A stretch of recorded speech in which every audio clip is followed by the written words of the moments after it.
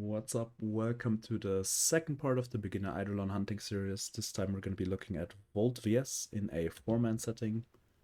Um, Generally pretty basic stuff, but we're just going to go over all of our duties and what we have to pay attention to. At the start of the run, all we're going to do is just blink out of the gate towards the log to spawn some bombs and waypoint them, as you can see here. And then we just fly straight to Terror List, put down some shields, put down a dispensary, debuff the Eidolon with Contamination Wave to make sure. Even though our team is already doing that, obviously. And then, as a few seconds before it becomes vulnerable, we cast our VS, and then we shoot proper Raplag. And you want to try to sync the Raplag with the first proper exploding. Then we just replace shields, replace dispensary if necessary. And now we basically have nothing to do for 2 limbs, so all we're doing is just keeping the contamination debuff active on the Eidolon while our teammates are shooting the shields. And all we're doing is just rotating through the Void Strike cooldown. So my cooldown still has 6 seconds, so right now it's our Harrow's turn. And then my cooldown will be up for the next shield, so it will be my turn again. I just replace shields again, just to make sure. If you replace shields every limb, you can never have them run out, so it's just a safety measure. And we shoot again, dub proper Raplag. The second proper is basically just a safety measure in case you shoot slightly too early and you zero the first proper and the Raplag. But yeah, it's probably not gonna matter too much, but I still like to shoot it because got nothing else to do anyways.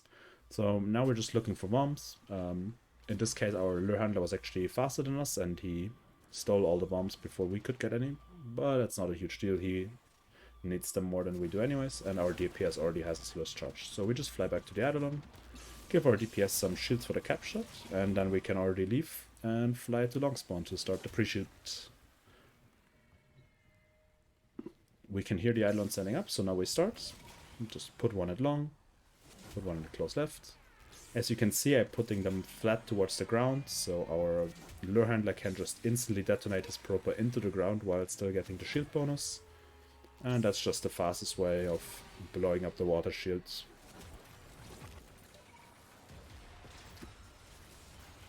So yeah, at Shrine we just suck up the loot, and then we line up at Shrine to insert the shard.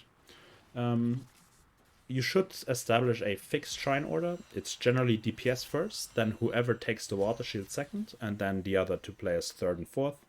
I was third in this case, because I'm not actually taking the water shield.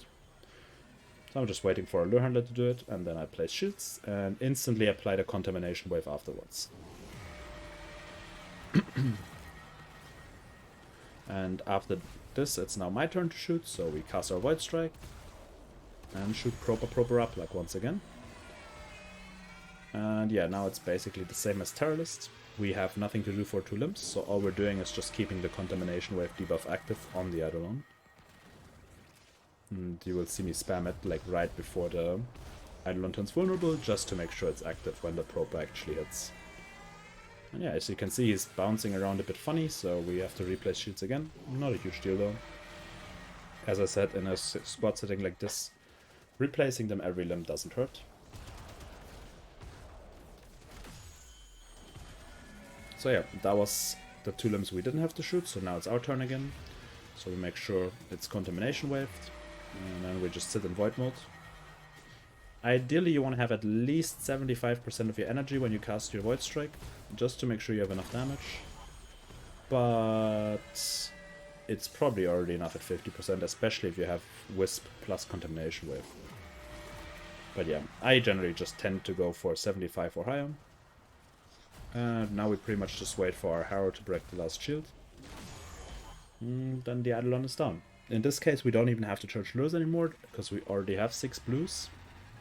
So now we pretty much have nothing to do, except wait for the Eidolon to stand up. Takes about 50 seconds from the last limb to the cap shot.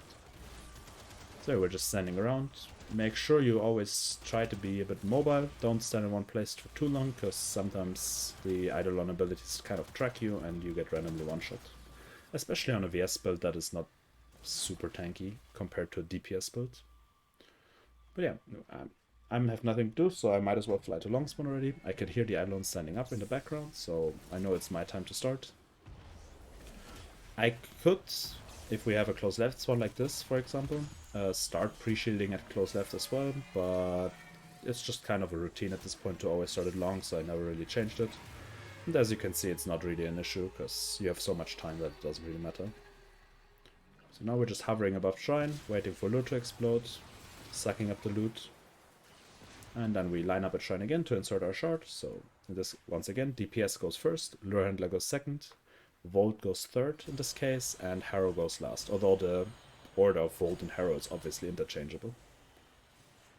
And yeah, and we got the Eidolon at close right this time. So Lure Handler breaks shields, we place some Volt shields, we frame swap, we apply Contamination Wave, and then we're just sitting in Void mode until we cast VS. And shoot the second shield. So we just cast VS, proper grab luck.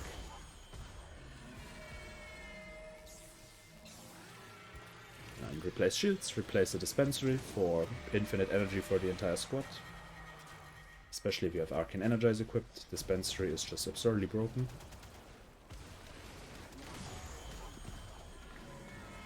And that was our Harrow, and now it's our Lure Handler's turn again. And obviously the other two squad members are doing the same thing I'm doing, just spamming Contamination Wave every limb when they're not having to shoot. And as you can see, this is very smooth. There's not much complicated strategy involved. It's very simple tactics. Just rotating through the VS cooldowns, shooting one by one, with 100% crit chance from the internal onslaught amp arcane. And yeah, so we're just waiting for the last limb to break. No, just waiting for a scream to end. Make sure Contamination Wave is still active. And you can see that it is by the little flickering effect on the Eidolon. It's a kind of a greenish effect. And yeah, with that the Hydrolist is down. Now we pretty much just have to survive, which is obviously not very hard. Just either stay in Operator in Void mode or just keep running around. The lightning can't really hit you if you're staying mobile. It's only really dangerous if you don't move at all. And yeah, so you just saw I gave my DPS player 6 cap shields. That is because it's Hydrolist and we don't have to pre-shield afterwards. And we just want the highest possible damage for the cap shot, because Hydrolist is also the tankiest Eidolon. And obviously we're going to be overkilling the Eidolon anyways, by quite a bit probably even. But it's not a huge deal. I'd rather have too much damage than too little. And yeah, once you arrive at the gate, you just place your Necromech at the gate. Don't do it like I just did. Mine was actually a bit too far away from the gate, but you can see the other twos were close enough. And then the gate opens, you suck up the load, you fly into the gate. And yeah, and then you just wait to load out. And you do this 5 more times, and then you have a 6x3. So yeah, if you have any questions, feel free to join the Discord, feel free to ask in the comments, and check out the Eidolon wiki, also linked in the description below. So yeah, good luck, see ya.